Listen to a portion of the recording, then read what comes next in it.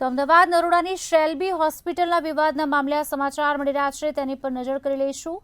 નરોડાની Shalby hospital વિવાદમાં આવી છે, જ્યાં દર્દીના મોતના પગલે પરિવારે હોસ્પિટલો સામે આક્ષેપ કર્યા છે।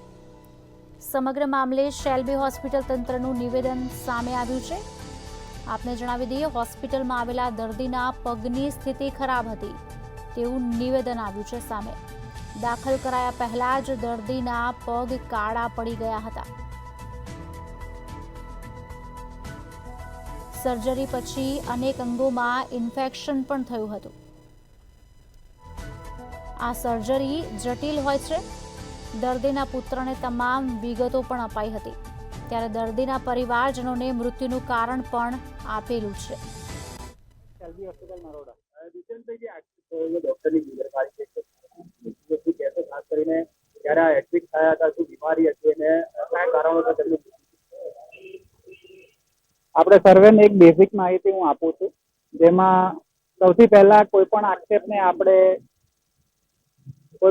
આપણે સ્વીકારી રહ્યા નથી ને એની જે બેઝિક માહિતી છે તમને આપી રહ્યો છે। તો પેશન્ટ ગોવાભાઈ કાંબલેની આ કેસ સમજે મરનાર ગોવાભાઈ કાંબલેના ફેમિલી પ્રત્યે આપણને ડીપ સિમ્પથી છે। ગોવાભાઈ કાંબલે 62 વર્ષ પુરુષ, રહે ચીખલકુબા, જેસલનગર, જુનાગઢ, ઉના, ગુજરાત। શેલ્બી હોસ્પિટલ નરોડા ખાતે એમને લાવવામાં આવેલ હતા। જ્યારે એમની મુખ્ય તકલીફ હતી, એમના બંને પગોમાં ચાલવામાં તકલીફ હતી, એમના પગ કાળા પડી ગયેલા હતા, પગની આંગળીઓ કાળી પડી ગયેલી હતી અને પેશન્ટને ડિટેલ આ જે વસ્તુઓ ચાલતી હતી 3-4 મહિનાની તકલીફ એમને રહેતી હતી। બેઝિકલી પેશન્ટે જે સમરી આપી તે પ્રમાણે patient was chronic tobacco chewer and chronic smoker.